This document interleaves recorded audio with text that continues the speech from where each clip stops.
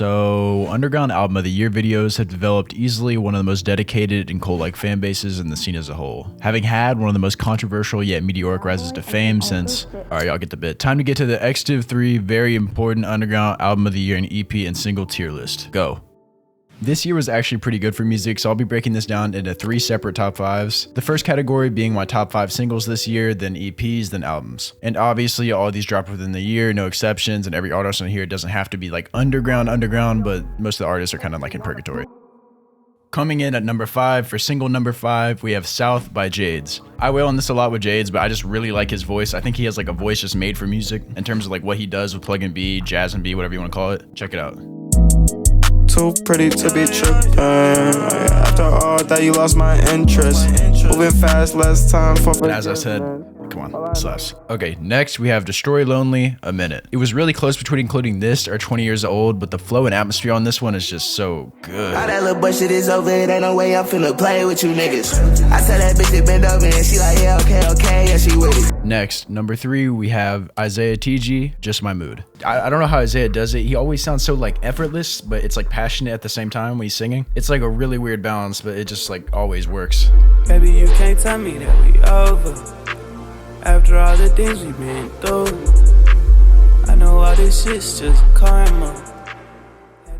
Thanks, Izaya. Now we have Lil Shine, Loose Ends. There was so many singles I could have picked from Shine this year. He really just had like he just had a good year. There's no other way to put it. I think this is probably the best single besides maybe Myself. I think that's another good song, but this one's definitely up there. Stab me in that back, this one got trash. It's 12 years that I was fucking it up. I'm counting 100 up for the ride. I'm up in the hills like me time rush. Thank you, Shine. And now finally we have Glock 40 Spaz, I Choose Violence. This song is... I love this song. Glock, as always, kills it with the flows, and even though the beat's a little bit simple in terms of like plug and B, it just flows. It's really good. And the lyrics hit pretty hard on this one too. Just all around, I'd say this is probably the best track I've heard this year. And if you haven't given it a listen, definitely do. I'm on the east side of my main vibe, my main thing. I got my blick hanging on my pack, let my trip hang. I get a stick on me when I'm whacking, nigga, catch a flame. I feel just like Wayne, bringing major pain. You keep screwing bang game with no money in your fucking pocket, nigga, that's a shame. And free Glock, he wouldn't touch That Me Flies. Now for EPs. Coming in at number 5, we got Audemars Wick with Before Golden Child 2. Now this tape was actually really good considering the comeback after the whole antagonist situation, and it overall was pretty solid with some nice plug and B / DMB tracks. The only single I'm not crazy about on here is Wait Yeah, just because like 90% of the song is just that annoying hook on repeat.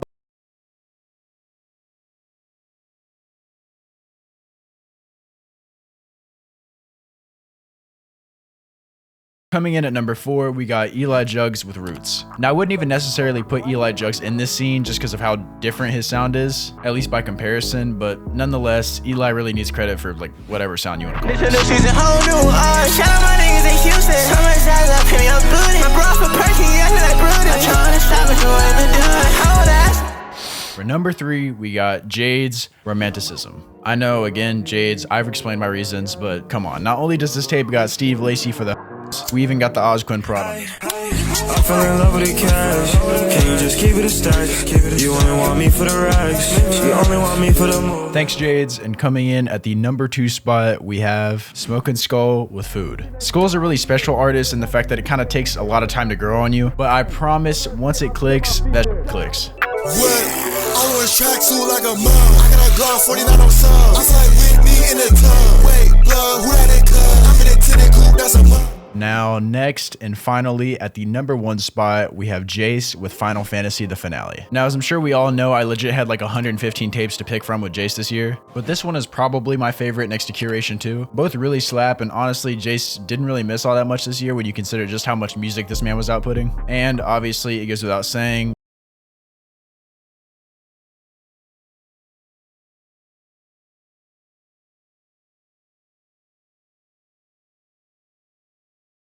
now, finally, we are at the Album of the Year section, and without further ado, let's start off with my 5th favorite release from this year, being Glock 40 Spaz's Don't Get Took Off 3. This project is like a perfect gateway into Glock's discography and really fixes a lot of the previous errors with Glock's like just sound in general, which mainly revolved around his mixing and equipment problems. But once that got taken care of on this most recent project, I think we probably received like easily one of the most impressive and hard releases this year. Nigga not stun that shit that you talking about. Hellcat, try hard in the street, nigga flip phone. Rook with G30. try to catch one. Nigga gon' push one, nigga don't say nothing. Thanks, Gluck. And moving forward, coming in at my 4th place on my list, we have Izaya Tiji with Never Meant to Be. This project has just a great blend of sounds, which mainly alternate between really deep ambient tracks like with Visiting or Call on Me, or some of the other random, more fun, playful tracks like either Nikki or Say Less. And obviously, it goes without saying, but the production on here is just so insane. And Izaya, as always, keeps his deliveries fresh and pretty unique track by track, which brings this whole project together to basically just be another classic from Izzy.